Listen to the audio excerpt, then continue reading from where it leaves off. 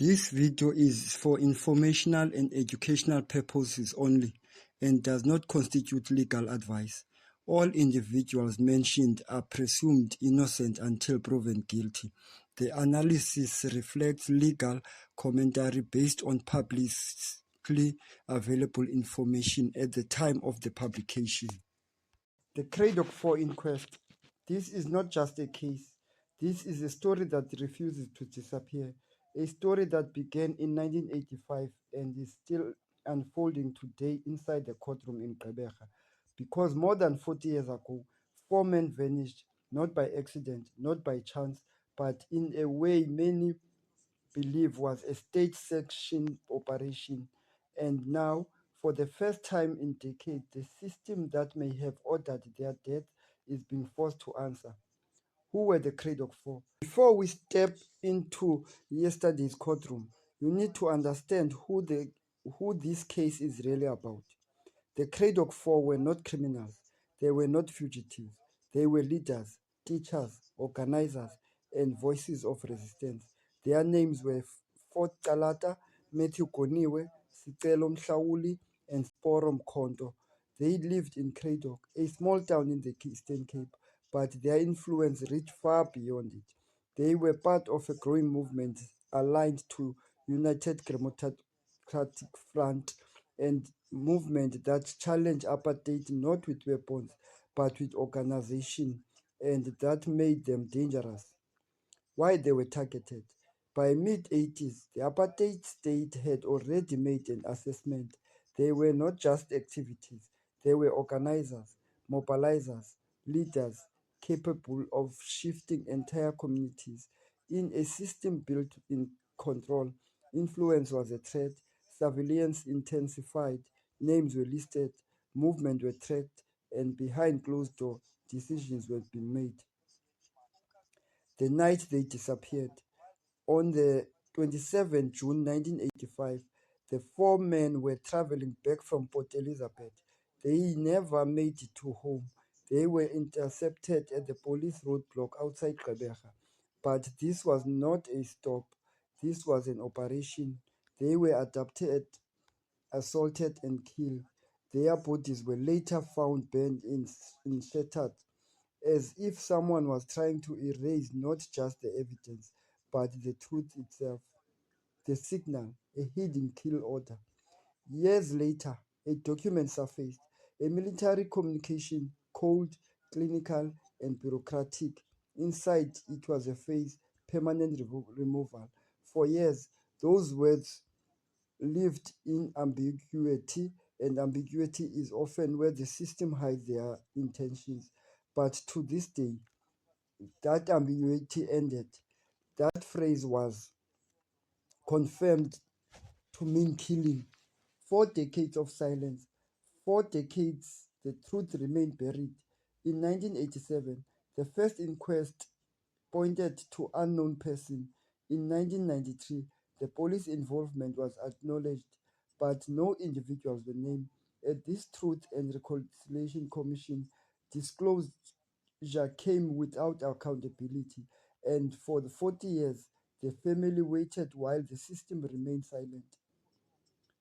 Enter Eugene de Kock.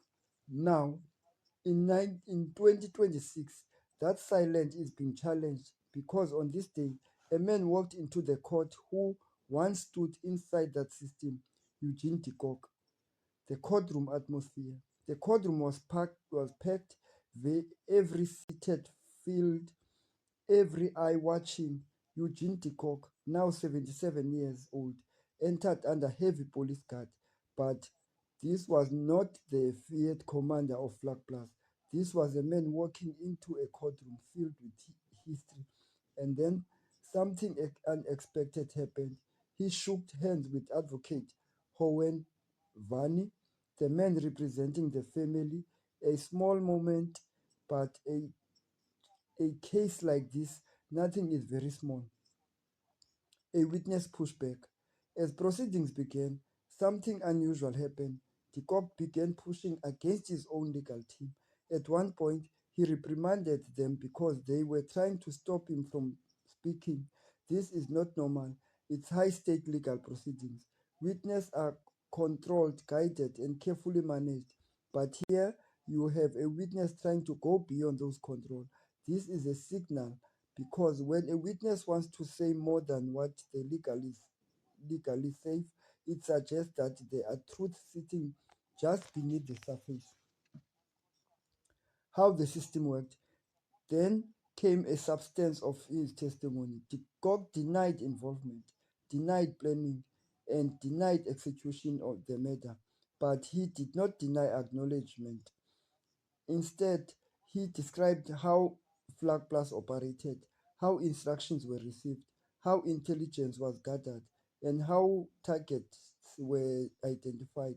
This is critical because it confirmed the existence of structured system. This is not a random violence.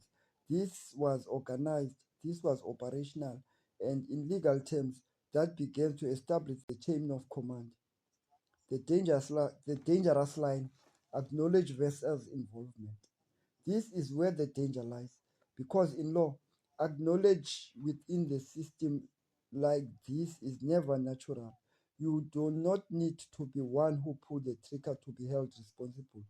Being part of the system that enables the crime can be enough. The turning point, the truth about permanent removal. Then came the moment that shifted everything, the signal, the phase, permanent removal, and the confirmation that it meant killing. This was not just an admonition, it was a translation of the language of power. What once sounded administrative is now exposed as legal, a killing order, and with that, the order rogue action collapsed because this was not chaos, this was coordination. The cover up, tampering with evidence. Then the testimony moved even deeper. The court revealed that he was asked to change the barrel of a firearm used in the incident. This is not about killing itself. This is about what happened after. Changing the firearm barrel is not random. It is deliberate act. It's a forensic sabotage. It's not designed to break the link between weapons and the crime. A system that protected itself. This suggests that evidence was tampered with, that the truth was intentionally buried, and that the system was not only capable of violence but capable of protecting itself. And in doing so, it placed what was once part of the disclosure is now part of a legal truth. The legal battle unfolds.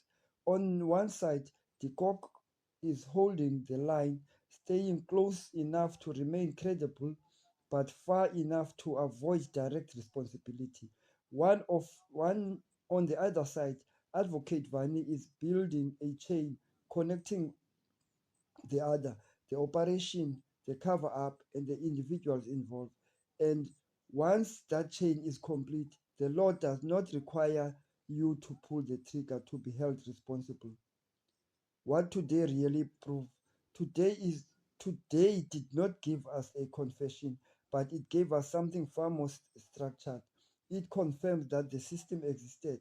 It confirmed that the language of that system meant killing, and it confirms that steps were taken to what was once part of the disclosure is now part of a legal truth. The legal battle unfolds. On one side, the cock is holding the line, staying close enough to remain credible, but far enough to avoid direct responsibility. One on the other side, Advocate Vani is building a chain connecting the other, the operation, the cover up, and the individuals involved. And once that chain is complete, the law does not require you to pull the trigger to be held responsible. What today really proved? Today did not give us a confession, but it gave us something far more structured. It confirmed that the system existed. It confirmed that the language of that system meant killing, and it confirms that steps were taken to. That concludes our analysis. Thank you for watching the sim.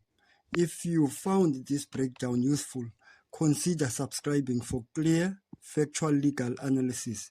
Until next time, stay informed.